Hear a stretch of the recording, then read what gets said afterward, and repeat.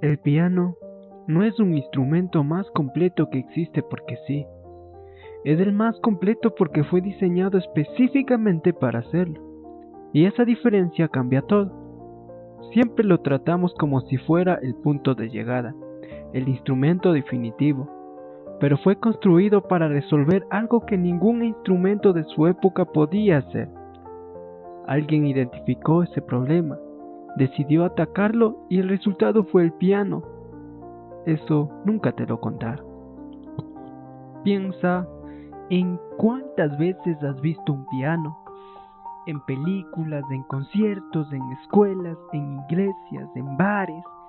Es el instrumento más representado en la historia de la música, el más fotografiado, el más filmado, el más reconocido. Y precisamente por eso nadie preguntó nada. Cuando algo está en todas partes, deja de verse, se vuelve fondo, se vuelve obvio, y lo obvio no genera preguntas. Pero hay algo que no es obvio en absoluto. El piano tiene un inventor, una fecha y un propósito tan específico que una vez que lo conoces, nunca más vas a escuchar un piano de la misma forma.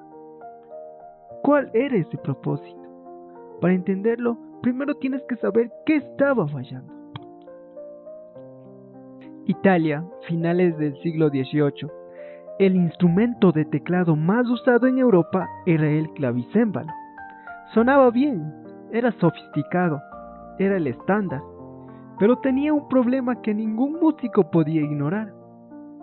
No importaba qué tan fuerte o suave lo tocaras, siempre sonaba igual. El clavicémbalo funcionaba con un mecanismo de púas que pulsaba las cuerdas, y ese mecanismo no distinguía entre un golpe suave y uno fuerte. El volumen era fijo, invariable, sin matices. Piénsalo así, imagina que hablaras de un solo tono de voz todo el tiempo, sin poder susurrar, sin poder gritar, sin poder enfatizar nada. Eso era tocar el clavicémbalo. Técnicamente funcional, emocionalmente plano. Y en una época donde la música empezaba a explorar las emociones humanas con más profundidad, eso era un límite enorme. Alguien decidió que este límite tenía que desaparecer. Ese alguien tiene nombre y es casi seguro que no lo conoces. Bartolomeo Cristofori. Bartolomeo Cristofori, Florencia, Italia, alrededor del año 1700.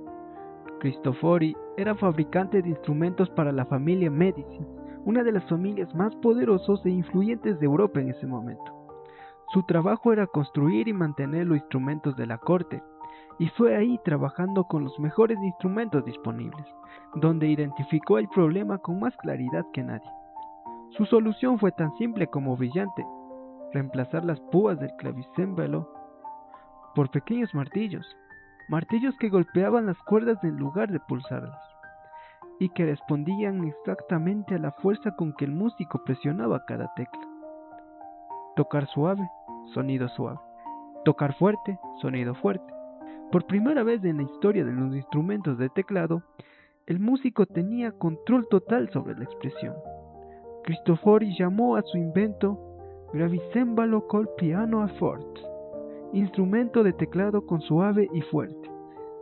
Con el tiempo, eso se redujo a una sola palabra: piano.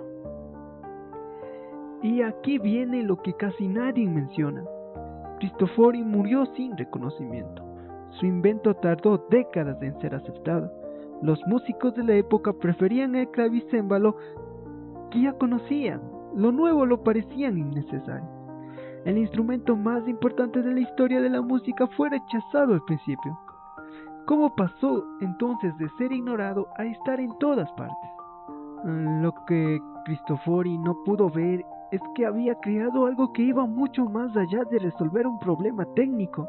Al darle al músico control sobre la dinámica, sobre el volumen, sobre las matices, le devolvió algo que ningún instrumento de teclado había tenido antes: la capacidad de expresar emociones en tiempo real. Y eso lo cambió todo. Los compositores empezaron a escribir diferente. Beethoven, Mozart, Chopin. Todos compusieron pensando en ese control dinámico que solo el piano ofrecía. La música se volvió más personal. El piano podía susurrar y gritar en la misma pieza. Podía imitar la voz humana de una forma que ningún otro instrumento lograba.